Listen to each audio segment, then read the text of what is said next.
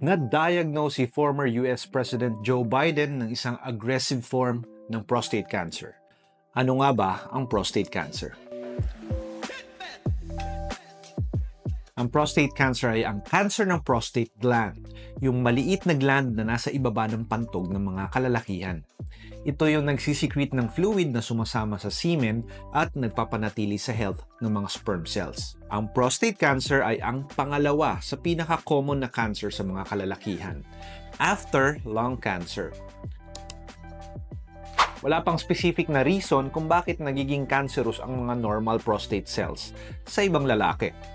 Common na risk factors sa pagkakaroon ng prostate cancer ay kung ikaw ay 50 years old pataas, ikaw ay black or galing sa African ancestry, kung meron kang kapamilya na na-diagnose din ng prostate cancer, o kung meron kang mutated genes associated sa pagkakaroon ng ibang forms of cancer like breast cancer. May mga iba pang risk factors pero mixed ang evidence sa kanila, gaya ng smoking, obesity, at exposure sa certain chemicals. May nagtanong sa akin kung totoo ba na kadalasan daw magkaroon ng ganitong mga sakit ay yung mga lalaki na walang jowa o asawa. Kawawa naman. Wala nang jowa, magkaka-cancer pa. Wala namang direct link ang lack of sexual intercourse sa pagkakaroon ng prostate cancer. May mga taong pamilyado pero may prostate cancer at meron din namang mga single na healthy naman.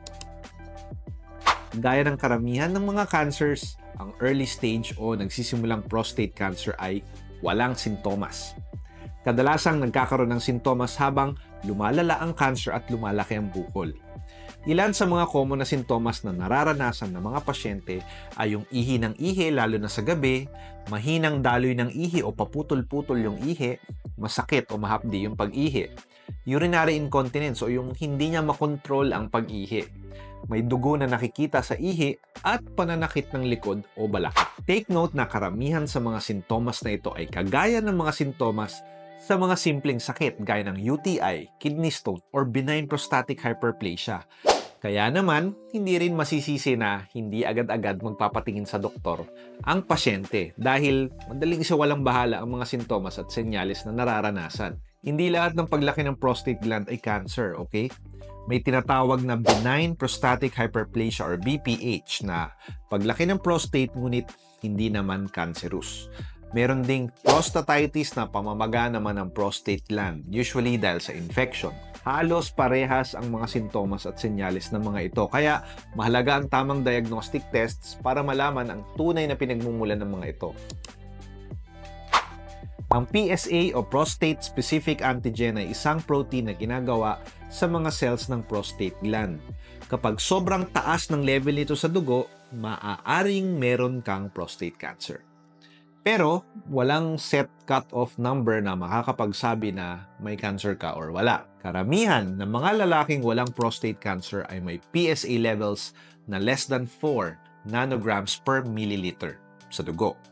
Pero may 15% sa mga lalaki na normal or below 4 ang PSA nila pero may cancer. Pero kung ang PSA mo ay napakataas, let's say more than 10, ang chances na may prostate cancer ka ay 50% at kailangan mong mag-further tests para ma-diagnose ka. Ang DRE o Digital Rectal Exam ay examination ng doktor kung saan kinakapa namin ang prostate sa pamamagitan ng pagpasok ng daliri sa rectum.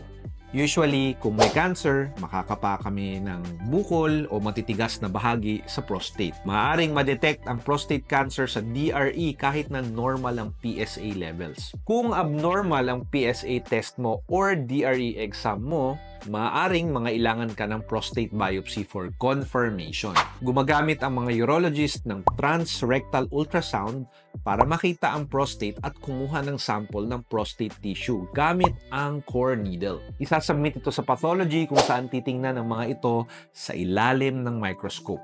Kung positive for cancer, mag-a-assign ng Gleason score base sa itsura ng prostate tissue.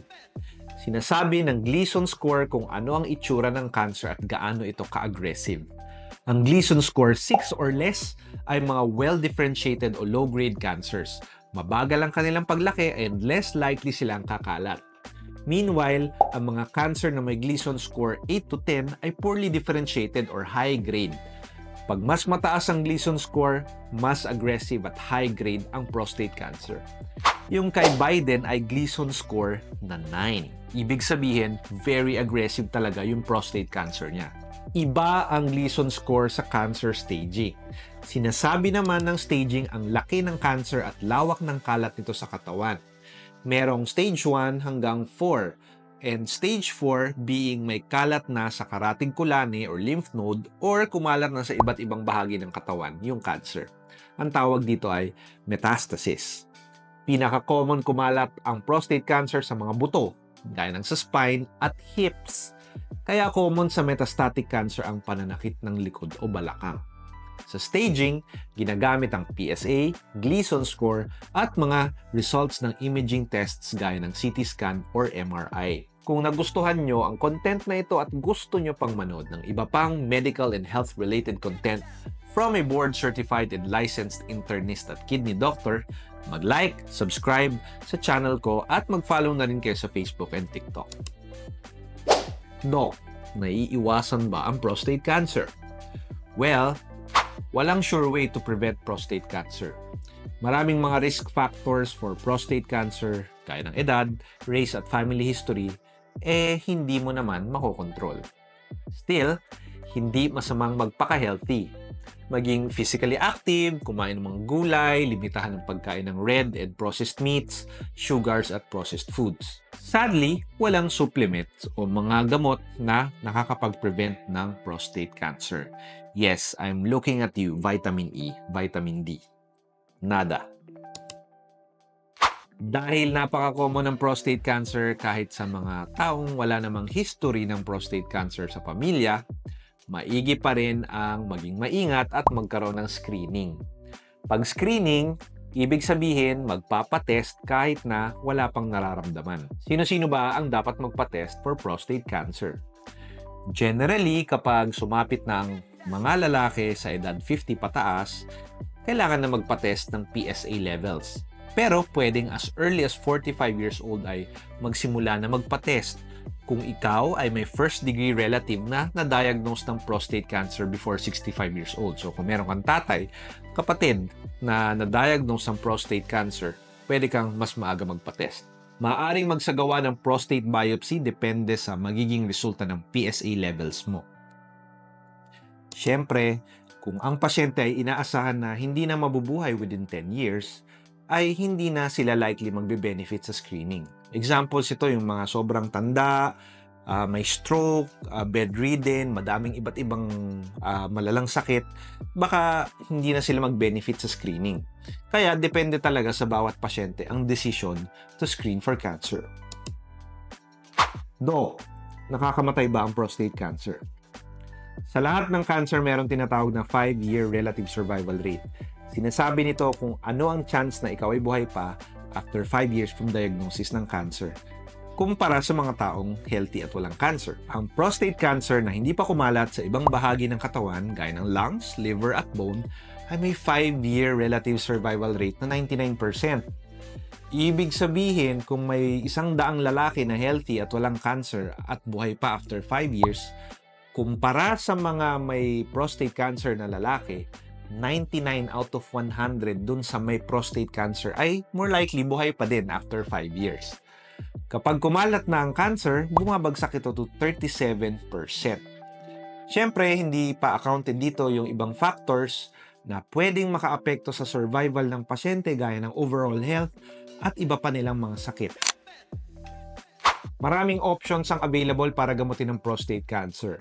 Nandiyan ang surgery, meron ding radiation therapy or RT, hormone therapy, targeted therapies, or a combination of one or two doon sa mga nabanggit. Ang treatment option na para sa bawat pasyente ay iba-iba at nakadepende ito sa edad, overall health, life expectancy ng pasyente at pati na rin sa stage ng cancer. Best magpatingin sa medical oncologist o cancer doctor at urologist para mapag-usapan ang nararapat na treatment para sa iyo. Unlike other cancers, mataas talaga ang survival rate ng prostate cancer. Basta, ma-detect at magamot ito agad.